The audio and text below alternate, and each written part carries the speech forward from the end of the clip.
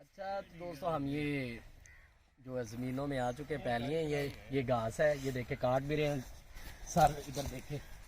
और ये वो फूल है जो आपने देखे होंगे अक्सर, और ये बाबा जी काट रहे हैं घास। और साथ एक छोटी बकरी भी है, बकरी भी है काटे, बकरी मेरी।